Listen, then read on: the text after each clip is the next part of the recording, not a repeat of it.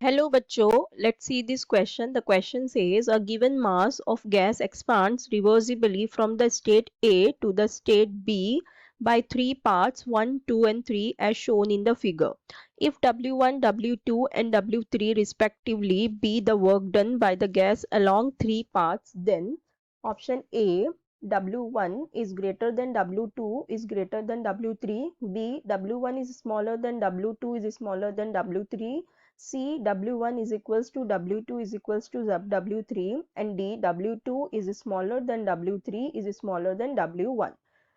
सो देखो यहाँ पे हमें एक ग्राफ दिया हुआ है, ठीक है, प्रेशर वर्सेस वॉल्यूम का हमें एक ग्राफ दिया हुआ है और हमें ये कह रहा है कि गिवन मास ऑफ गैस क्या हुई है, एक्सपांड हुई है reversibly from the state A to the state B by path 1 2 3, ठीक है।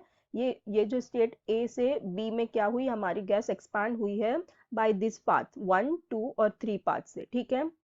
अब ये कह रहा है as shown in the figure if W1 W2 and W3 क्या हो जाए respectively be the work done by the gas along the 3 paths, तो हमें ये बताना है कि उन तीनों वर्क डन का रिलेशन क्या होगा, ठीक है। तो सबसे पहले तो देखो हमें जो दिया हुआ है यहाँ पे, ये दिया हुआ है pressure versus pressure volume curve दिया हुआ है, ठीक है। हमें यहाँ दिया हुआ है प्रेशर वॉल्यूम कर्व और हमें पता है जो हमारा वर्क डन होता है, जो वर्क डन होता है वो क्या होता है माइनस पी डी वी होता है, ठीक है। अब यहाँ पे दिया हुआ है हमें ग्राफ, तो यहाँ पे हमारा जो वर्क डन आएगा वो किसके केस में आएगा, एरिया अंडर द ग्राफ में आएगा, ठीक है। इसको हम कैसे देख सकते हैं, एरिया अंडर द कर्व, ठीक है, एरिया अंडर द कर्व में आएगा, एरिया अंडर द कर्व आएगा, ठीक है। अब कर्व हमारे पास क्या है, यहाँ पे पीवी कर्व है, ठीक है, यहाँ पे है पीवी कर्व, ठीक है। अब देखो, अब हमारे पास ये ग्राफ है, अब इसका अगर हमें एरिया देखना है, ठीक है, सो ये हो गया, तो यहाँ पे है, यहाँ पे हमारा पहला पाथ है, ठीक है। सो ये जो हो गया ये हमारा क्या हो गया, एरिया ऑफ पाथ 1 हो गया, ठीक है। ये जो ब्लू लाइन से हमने देखा ये हो गया एरिया ऑफ पाथ 1, ठीक है। फिर अगर हमें देखना है कि area of path 2, so area of path 2 कहाँ से आ जाएगा, ये जो हमारा 2 दिख रहा है यहाँ से ये पूरा नीचे ये आ जाएगा हमारा एरिया ऑफ पाथ 2, ठीक है। ये इतना होगा हमारा एरिया ऑफ पाथ 2।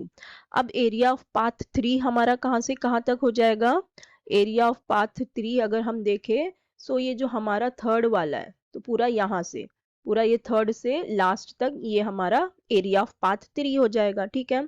सो अगर हम ग्राफ में देखें तो हम इस ग्राफ के बेसिस पे ये कह सकते हैं कि जो हमारा एरिया ऑफ पाथ 3 है वो ग्रेटर है देन एरिया ऑफ पाथ 2 के, और जो के ग्रेटर है एरिया ऑफ पाथ 1 के, ठीक है। दिख रहा है ना हमें, पाथ 1 का एरिया सबसे कम है, फिर उसके बाद 2 का है, फिर उसके बाद 3 का सबसे ज्यादा है, और हम ये कह रहे हैं कि जो हमारा वर्क डन है वो क्या है, एरिया अंडर द कर्व है, यानी वही एरिया हो गया। सो जिसका एरिया जितना ज्यादा होगा उसका वर्क उतना ज्यादा होगा, तो हम ये कह सकते हैं कि W3 will be greater than W2 will be greater than W1, correct, correct है ना, क्योंकि हमारा वर्क डन क्या है, एरिया जो कवर हुआ है वही है ना, एरिया ऑफ पाथ 1 2 3 उसका वर्क डन भी हो जाएगा, तो इसलिए हम ये कह सकते हैं कि W3 का पाथ सिंस सबसे ज्यादा है एरिया,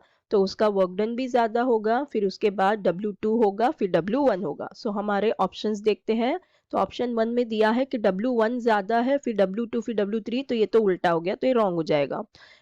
2 में हमें दिया हुआ है W1 कम है W2 से फिर 3 से, तो यही हमारा करेक्ट ऑप्शन भी हो जाएगा। इसको हम ऐसे भी लिख सकते हैं ना, इसको हम ऐसे भी लिखे, दोनों का मतलब तो वही हो गया कि W1 सबसे छोटा है और W3 सबसे बड़ा है, तो ये भी वही हो गया, तो यही हमारा करेक्ट ऑप्शन हो जाएगा। सी में दिया है W1 equal to W2 is equals to 3, तो ये तो रॉन्ग हो जाएगा, और यहाँ दिया है कि W2 स्मॉल है फिर W3 है फिर W1, तो ये भी रॉन्ग हो जाएगा। सो हमारा करेक्ट ऑप्शन हो जाएगा option B. So I hope you understood it well, best of luck, thank you.